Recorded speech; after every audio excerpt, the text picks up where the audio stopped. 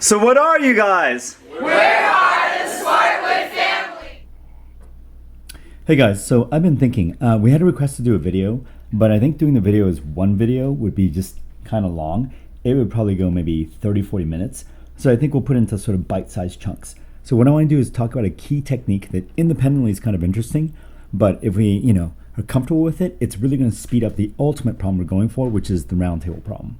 Okay, so first, let's talk about this. No round tables right now. We're going to talk about letters. So let's say we have A, B, C, D, E, F, and G. Okay, so we have 7 letters. And you know from previous videos, if we'd like to pick out of them 2 letters, right? The number of ways of doing that is just 7, choose 2. Okay, and of course that's going to be 7 factorial over 2 factorial, 5 factorial. Okay, so I'm assuming we're comfortable with this. All right, but now what I want to do is kind of do this in a roundabout way. Again, much faster just doing it in the way we're doing the pink box here, but I want to do this an alternate way. And that alternate way is going to generalize really well for the round table problem. Okay, all right, so let's give this a try. So another way of doing this is imagining that we have the letters A, B. So the key here is everything is distinguished and it kind of has an ordering to it, right? You go from A to G. I think it's important. So when we pick 2 guys, let's say, for example, B and, I don't know, G, like that, right? So one way of visualizing it could be something like this. You pick B, right? And you pick G, and they're distinguished, but they kind of turn this into 3 groups, right? So what you're really getting is a group here where A is in there, a group here where you have C, D, E, and F, and a group here where you basically have nothing. So I know we've done things that are similar, but I think this is a really useful way of trying to picture this. Okay, so for example, like let's say we have A, B, C, D, E, F, and G. And let's say this time we want to pick the letters, say, I don't know, B and F, right? A way to visualize that is you have A here, you have these letters here, you have G here, and the guys that are sort of the dividers for these groups are B and F. So in a sense, every time you pick out 2 guys, whatever they are, right, you're actually picking sort of dividers that'll divvy the set up into 3 groups, right? Left, middle, and right. Okay? And I think this is pretty useful because that translates this problem into another problem. Like one we see really often, the balls and boxes problem. All right, so you can imagine you have 3 containers like this, right? Okay, and the special ones that we're picking out from our group from A to G are going to be right here. I'll put P for picked. Okay, so now there were 7 guys originally. We've pulled out our 2 guys to be the dividers, so there are 5 left. Does everybody see that? Okay, so it's like we're going to do it forwards and backwards. So in the forwards version, if I picked B and F here, right, they would tell me how to divvy this group up. But now we're going to do it backwards. We're going to pretend like we placed the dividers down, and now there are 5 guys you would like to place down. And let's say we put 1 of the guys here, 3 of the guys here, and 1 guy there. Okay? So notice the way I've done it though, I can't really tell these guys apart. I'm just putting like 1 on the left, 3 in the middle, 1 on the right. The key here though is we have that distinct ordering, right? You have A, B, C, D, E, F, and G in that order. So now if we come back and we go over here, A corresponds to this, B corresponds to the divider, C, D, and E corresponds to the guys here in this fixed order, right? F is the divider, and then G is over here, right? So what we've done is we've recreated the scenario up top, and we've also picked out the special ones. We picked out B and F, right? So interesting way to think about it. I know we're saying the same thing over and over again, but it really helps to kind of visualize it this way. What you're doing is whenever you're picking from those letters, right? A, B, C, D, E, F, and G. We can think, well, we just pick 2 guys. That's easy enough, right? But whenever you pick out 2, it's like you're taking the remaining guys. So you're taking the 5 that are left over, 1, 2, 3, 4, 5, and you're divvying them up either to the left of the pick number, between the 2 pick numbers, or to the right, right? And so this becomes a ball and boxes problem where you have 3 boxes, right, that are distinguished, and you're placing 5 balls in there, right? And in this case, it would correspond to, let's pick a different color, 1, 1, 2, 1, 2, like that. Okay. The key is here you can't tell the balls apart. So how is it we're going from that to something like this? It's because that order is fixed. So we're just going to always read from left to right when we place these down. So we're always going to read from left to right when we place these guys down. A, B, C, D, E, F, and G, right? Where the dividers count as well, okay? So what we've done indirectly is reconstructed the thinking here. Where, do you remember this? When you do the balls and boxes, how do we do that? We have 3 containers, but you really need those 2 dividers, right? And then you place in 1, 2, 3, 4, 5. That's plus 5.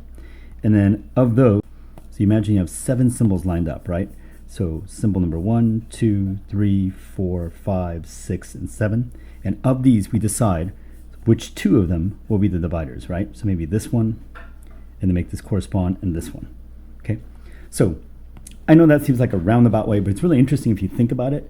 Just doing your standard 7, choose 2, you can visualize it as a group of 7, you pick out 2, but you can also visualize it as like picking out 2 dividers from that group of 7, where they're all distinct, right? And because they're distinct, you can tell them apart, you can kind of impose an order. So now the thinking might be like, okay, great, but we could have done that before, how does this help? But it's always amazing how if you visualize it a certain way, it can make harder problems much easier. So we're going to do that right now. We're not going to get to the round table problem yet, but I'm going to take this problem, the one we've been working on, and tweak it. So we're going to do exactly the same thing. We're going to take the 7 letters and pick 2 of them, okay? But now there's a slight twist. You cannot pick 2 letters that are adjacent. So they cannot be adjacent to one another. So there are definitely different ways of doing this, but look how nice this is going to be. So what I'm going to do is I'm going to visualize again the technique we just talked about. We're picking the guys like picking dividers, right? So I'm going to imagine we put down the 2 guys we placed, P. So you had 7 guys, you put down your 2 dividers, you have 5 left. You've naturally gotten 1, 2, 3 containers, and you need to place those 5 balls in those 3 containers. But there's a slight twist, right? You cannot have the picked ones be adjacent. So, for example, this setup here would not work because the 2 picked ones would be adjacent. So what we need to do is place down the ones we pick, right? So I should draw it like this. 1, 2, 3. Because once we place everything down, we always impose that order from left to right, A, B, C, D, E, F, G. So here, the main thing is, if you had 5, you place one down to be between the 2 picked ones, so now there are 4 left. So really what this is equivalent to is you have 4, and now you're going to place the 4 in any of these positions like this. Okay. So now, for example, if we had this, 1, 2, P, let me distinguish this one here that we placed down here. It's not distinguished at all, but I just want to show you like where we're placing the new ones. Something like this, right? That's going to be A, B, C, D, E, F, and G. And the picked ones are going to be C and E. Okay? So these special ones here. Okay. All right. So now, you might have one objection. You might say, okay, you place the 2 picked guys down, you put the special one in there, and then you took the remaining ones, right? 1, 2, 3, 4. And you place them wherever they want to go. The problem with this, you might say, is, well, there aren't just 3 buckets, 1, 2, and 3. You might think there's 1, 2, 3, 4 buckets, right? But as we'll show right now, the ones on the ends do count, but the ones in here, these are really not distinguishable, so you can think of all that as one bucket. So you'll see what I mean really quickly. So let's place P here, and let's put our guy here, make this a distinguished one. Okay. And then this one here, and let's put, maybe we need 4 to place, right? So let's do 1, 2, 3, and 4. Okay, something like that. If you're really dealing with 1, 2, 3, 4 different spots, then this configuration here will be distinguishable from this configuration here, right? Because in this setup we put 1 here and 1 here in these spots, and in this configuration we put 2 in this spot, but nothing here. Okay. But as we'll see in a sec, you really can't tell them apart. In fact, let's do that right now. The top guy would be A, B, C, D, E, F, and G. And the picked ones are going to be B and F. Down below would be A, B, C, D, E, F, and G. And again, the picked ones would be B and F, right? So again, you see you get exactly the same setup. So now we can put this all together. You place the 2 ones you picked down. You've got 1, 2, 3 containers like this. You force one to be between the 2 so they're not adjacent.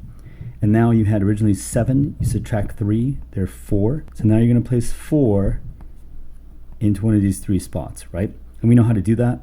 So to designate 3 spots, we need 2 dividers. Here they are, divider 1, divider 2, right? And then we're going to place the 4 down. This is from the balls and boxes video. And of these, we need to choose 2 to be where the dividers really are. No. And we need to choose where to place the dividers. So there you go.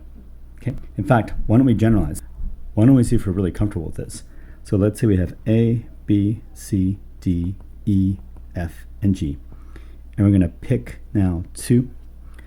And we're going to add stipulation. Now we want at least 2 letters between the numbers we picked. Sorry, writing quickly, but I know we want to get to actually doing this problem. Okay, so we're doing the same thing. We'll put down the 2 picked ones like this. That leaves 3 slots, but now we need at least 2. So we're going to put those 2 down. 1, 2.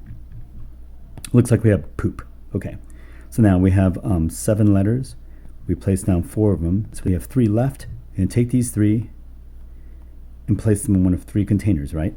Again, container 1, container 2, container 3. Okay, you know exactly how to do that. To determine 3 containers, we need 2 dividers, and then we need to place the 3 balls. So it's 2 plus 3, choose 3, which is the same as 2 plus 3, and choose where the dividers go, 2. Okay. Again, if you're using the formula technically from the balls and boxes problem, it's really going to be something like the number of balls, 3, plus the number of containers, minus 1. But of course, 3 plus 3 minus 1 is still going to be 5, right? And then we could, for example, place the remaining 3 balls. Okay, so that's clearly equal to this, and these 2 are equal to each other. Okay, so it's going to be 5, choose 3, or equivalently 5, choose 2. These are the same number. Again, just one more time to remind you, A choose B is always the same as A choose A minus B.